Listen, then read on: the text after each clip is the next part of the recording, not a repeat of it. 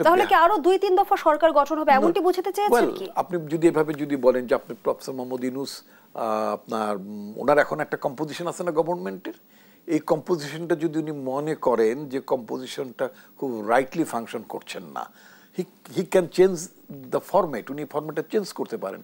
উনি XYZ কে আপনার আবার মন্ত্রিসভায় নিয়ে আসতে পারেন। এমনকি যদি মনে করেন যে না জুইকেও মন্ত্রিসভায় আনলে, উপদেষ্টা পরিষদে আনলে ভালো হবে, yes he can bring you to, উনি আপনাকে আনতে পারেন।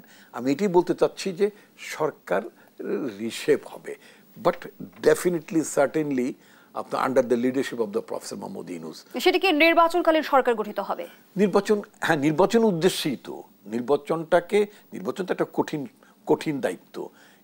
এটা বাস্তবায়ন করার জন্য প্রফেসর মোহাম্মদ ইউনূস যদি মনে করেন তার বর্তমান অ্যাডভাইজারি কাউন্সিল মানে খুবই সক্ষম না, যদি মনে হয়, বা যে সমস্ত চ্যালেঞ্জেসগুলো উনি দেখেন, যে সংখ্যাগুলো উনি প্রকাশ করেন, বা যে সংখ্যাগুলোর কথা আমরা ভাবি, এটাকে ট্যাকেল করা, এটাকে অ্যাভয়েড করা, এটাকে ভণ্ডুল করে দেওয়া বা ব্যর্থ করে দিয়ে রোড ম্যাপটাকে মানে এগিয়ে নিয়ে যাওয়ার জন্য ওনার যেরকম টিম তৈরি করা দরকার, yes he is in the position, উনি নিঃসন্দেহে সেই মানে টিমটা গঠন করতে পারেন।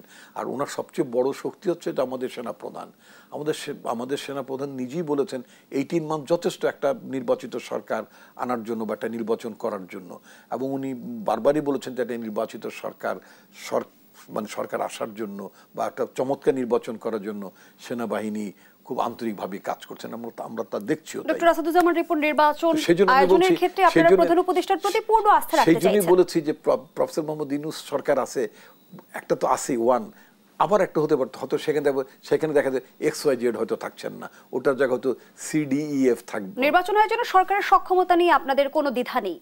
সরকার সক্ষমতা, জি, সরকার সক্ষমতা নিয়ে মানে আমি তো নাগরিকও, আমার কিছুটা দ্বিধা আছে। আমার কাছে মনে হয়েছে, যে জন্য আমি প্রফেসর মোহাম্মদ ইউনূস সরকার 1-2 কথাটা বলেছি, এই কারণে আমি মনে করি যে নির্বাচনে বৈতরণী পার করার জন্য ওনার গভর্নমেন্টের আরো এফিকেসি দরকার, আরো এফেক্টিভ।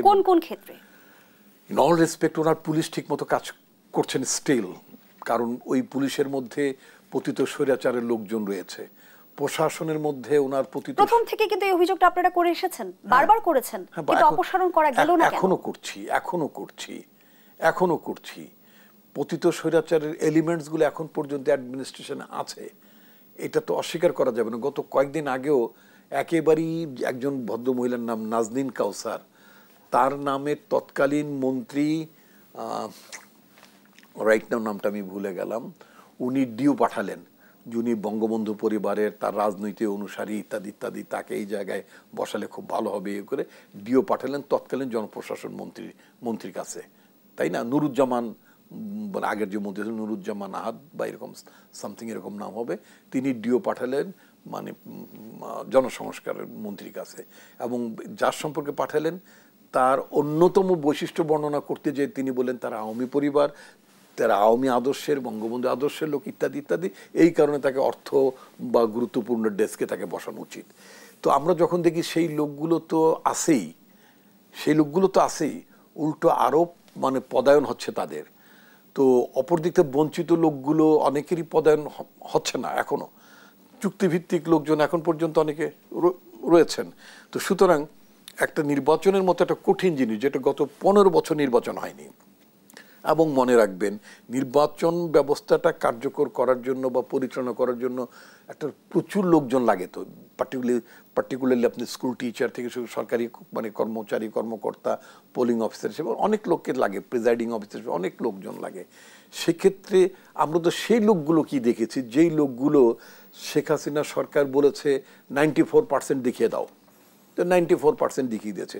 অনেক সময় বলেছে 97% দেখিয়ে দাও, মানে ভোটার উপস্থিতি। তো 97% দেখাতে যে 107% দেখিয়ে দিয়েছে, মানে মৃত ব্যক্তিদের ভোট পর্যন্ত মানে যুক্ত করে দিয়েছে ইত্যাদি ইত্যাদি, মানে আর কোনো ব্যালট খালি রাখেনি, এমন অবস্থাও ছিল। তো এই লোকগুলোকে যদি আপনি আবারও যদি নির্বাচনে, মানে এই লোকগুলো তো আর মানে আফ্রিকার সুদান থেকে